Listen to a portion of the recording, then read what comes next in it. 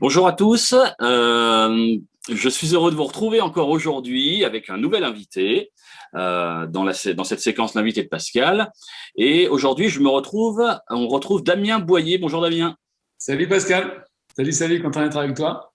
Eh ben, écoute, le plaisir est partagé, Damien. On se connaît depuis je crois que ça va faire, je sais plus, 18 ans, je crois. C'était Ok, 2003, la première fois qu'on s'était vu. C'était dans les locaux de Sephora. ouais, je me rappelle. Tu étais venu rendre visite à l'époque à ton ami Mickey Newberry, qui était stagiaire à Sephora, Ouais, qui était mon premier stagiaire. Et puis avec Mickey, tu organisais à ce moment-là un festival, le festival Made in France. Enfin, c'était les débuts de Made in France. Est-ce que tu peux nous en dire deux mots? oui, c'était une belle époque ça, à l'époque où nous on venait de découvrir la foire avec Mickey et on était très excités de partager tout ça et notamment à des jeunes de nos âges, des jeunes de lycée et universitaires. Et on avait monté ce festival qui était un festival de sport extrême avec des conférences, il y a des gros spectacles, c'était vraiment chouette et en fait c'était l'occasion pour le jour de l'an d'inviter des amis, leur dire voilà la foi en Dieu ça peut vraiment nous changer beaucoup de choses et il y a eu je sais pas peut-être 10 000 personnes sur les différents Made in France qu'on a eu, donc ça a duré 15 ans quasiment. Ouais, il y a eu plusieurs éditions comme ça. Nous, on était présents à plusieurs d'entre elles, peut-être à toutes d'ailleurs, je sais plus. Et donc, c'était un événement où l'idée, c'était quand même de partager les valeurs qui t'animaient, qui vous animaient avec Mickey, et puis d'amener ces ados et ces jeunes à prendre des décisions sur un moment crucial, quoi. Enfin, sur un moment clé qui était le Nouvel An. Mm. Exactement, ouais, on a eu des très très beaux moments. Ouais. Alors après ça, on t'a vu dans plusieurs aventures. Tu avais fait un tour du monde. Est-ce que tu peux nous raconter un petit peu ce qu'il en était? Oui, alors moi j'avais décidé, j'étais célibataire à l'époque. J'étais libre comme l'air, donc du coup j'en ai profité pour voyager par-delà le monde et je suis parti 13 mois en sac à dos avec un ami au début puis seul. Et j'ai voulu visiter les tribus les plus reculées de la planète pour voir leurs valeurs, ce qu'ils ont développé dans d'autres contextes de foi aussi. Donc j'ai eu la chance d'aller en Amazonie, en Asie, à côté Himalaya, Birmanie à l'époque, on est passé clandestinement, dans la partie sud-américaine. Euh, donc voilà, on a eu la chance. En Afrique aussi, Afrique noire, et chez les Maasai, on a vu à peu près 13 tribus différentes. Et j'en ai fait des films. Et ça t'a donné l'envie, ça t'a mis le pied à l'étrier pour passer sur une autre étape de ta vie professionnelle?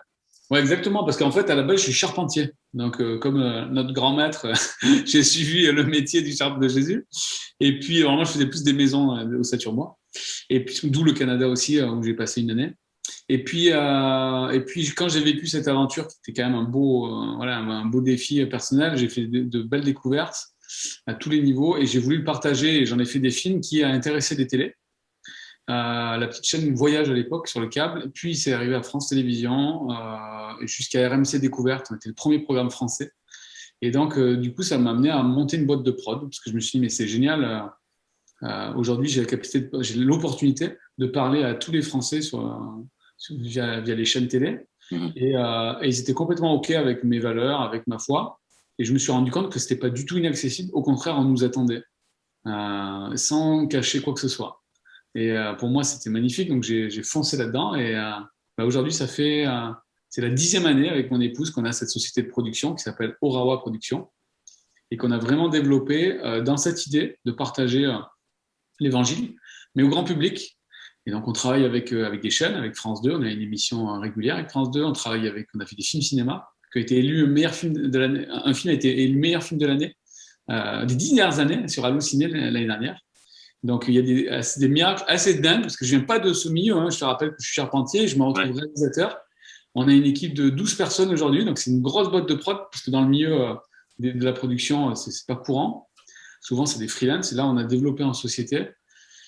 Et puis, on n'arrête pas, quoi. On a plein d'opportunités pour partager la personne de Jésus, en fait. Quels sont les gros projets sur lesquels tu as travaillé, Damien? Alors, on travaille sur une série à l'année qui s'appelle Ma foi en pleine nature. C'est sur France 2, le dimanche matin, tous les premiers dimanches du mois. Et dans cette série, on parle du lien entre la foi, la nature et la foi.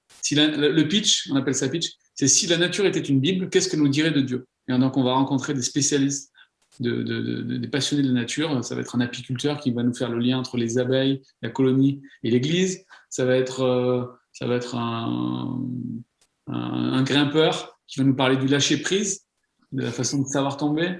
Ouais. Là, je reviens juste d'un tournage hier avec un luthier qui nous parle de cette résonance, de la fréquence de Dieu et nous, et ce qui fait cette mélodie divine ou pas dans nos vies, trouver la bonne résonance.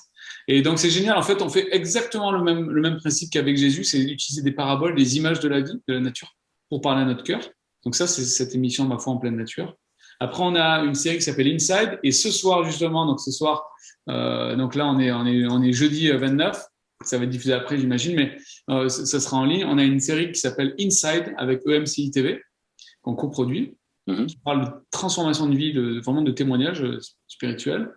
Et puis, on a un nouveau film qu'on prépare pour le cinéma qui s'appelle Sacerdoce. C'est qui sont ces prêtres, sur le sujet des prêtres, l'intimité des prêtres, les backstage en gros.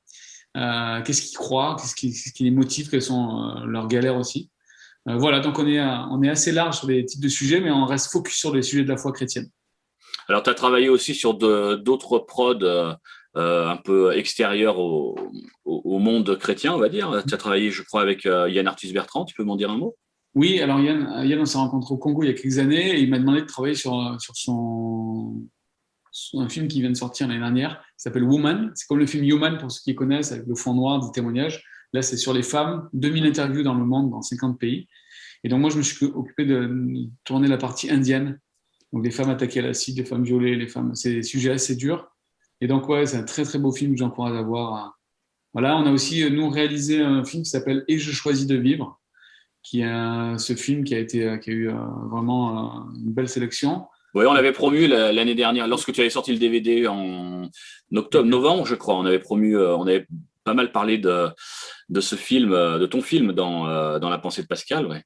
Ouais, exact. Sur le sujet, merci pour ça. Parce qu'il y a besoin de communiquer, c'est sur le sujet du deuil, comment vivre, traverser le deuil, et particulièrement sur celui de la perte des enfants, mais ça parle aussi à tous les deuils, veufs et veuves, perte de parents.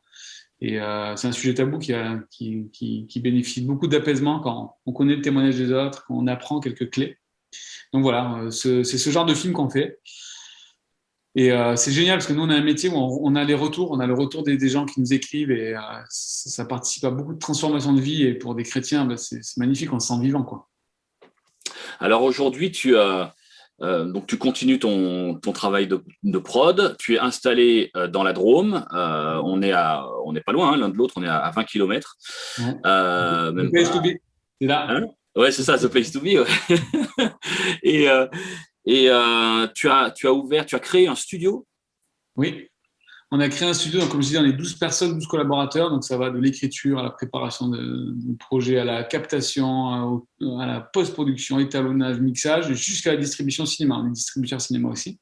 Donc on veut maîtriser le sujet sur son entièreté pour être sûr que le message qu'on diffuse soit vraiment un message cohérent et fort. Et donc, on a développé aussi un plateau de tournage pour faire des émissions, des lives. Donc, il y a des entreprises qui nous contactent, des institutions, des œuvres chrétiennes. C'est large, c'est très, très large. Mais ce qui est chouette, c'est qu'il y a quelques années, on dit oh, le monde chrétien est en retard sur l'audiovisuel. Aujourd'hui, on est l'entreprise la plus en avance dans tout, entre Lyon et Montpellier. C'est le plus gros plateau de tournage. Donc, en fait, c'est génial. On vit finalement cette bénédiction. On est les fils, les enfants du Créateur. Créons, on est là. Tout le monde nous attend. Et ce qui est génial, c'est que les entreprises nous appellent, ils disent on veut cette patte, on veut cette ils appellent ça humanité. On sent qu'il y a une sorte d'inspiration que vous avez. C'est trop marrant. Et donc, on a juste à répondre, en fait. On n'a même pas besoin de faire de propagande. Donc, mais les gens le savent, en fait. Quand tu parles avec ton cœur, quand tu exprimes quelque chose qui vient des profondeurs, qui est pas de la superficialité, évidemment que ça se ressent. Ça se ressent dans les films que tu fais et puis ça se ressent dans ce que tu es. Tu me disais, là, vous êtes une équipe tu m'as dit 12 personnes, hein? Oui, c'est ça. 12 personnes. Est-ce que tu as des besoins encore d'agrandir ton équipe? Oui, on a souvent des besoins de recrutement. Donc là, par exemple, on recrutait dernièrement un monteur de documentaire, de pub. Là, on recrute un chargé de production. Donc, c'est quelqu'un qui va faire toutes les préparations des tournages, les demandes d'autorisation, les plannings, tout ça. On cherche quelqu'un dans la communication aussi. Pour les réseaux sociaux, on a plein de choses à raconter au monde entier. Donc, quelqu'un dans le commercial, voilà, on est vraiment en train de se développer.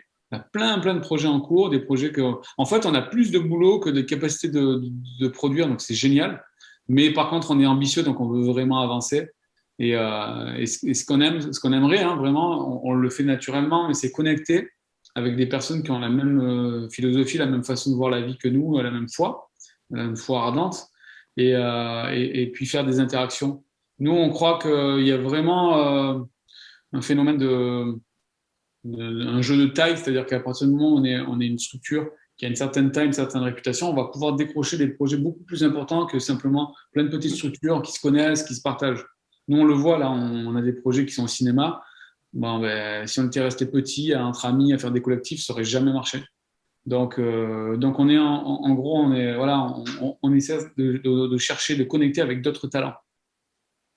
Alors, si parmi les personnes qui vont regarder cette interview, cette vidéo, il y a des personnes qui se disent, ben, moi, je suis dans ces métiers de l'audiovisuel, comment elles font pour entrer en contact avec toi? Comment elles font pour faire connaître leur talent, leurs compétences auprès de toi?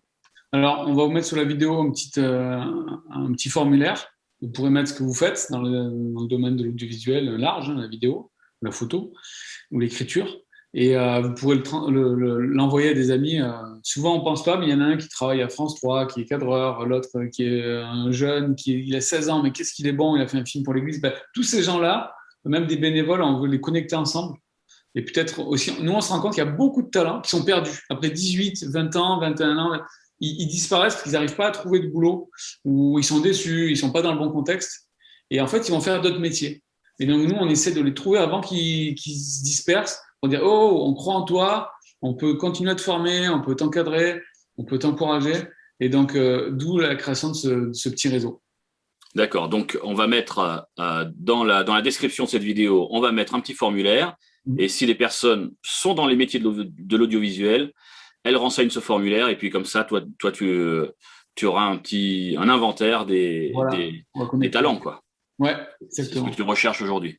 Voilà, exactement. On va développer sur les plusieurs années, quoi. Ouais. Ok, écoute, Damien, merci beaucoup pour ce petit moment qu'on a passé ensemble. Ouais. Bon, c'est toujours un plaisir, tu sais, de prendre un verre chez toi. Boire un vrai café avec toi, là, en virtuel, c'est un peu limité. Ben, ça fait un petit moment, là, ouais. Mais à chaque fois qu'on vient prendre un verre chez l'un ou chez l'autre, on prend toujours bien plaisir. Écoute, merci beaucoup. Je vais mettre également dans la description de la vidéo le lien vers ton site. Ouais, je peux vous mettre quelques liens vers les films qu'on fait, ou si vous voulez suivre une newsletter dès qu'un film sort, parce qu'on en sort souvent. Ouais.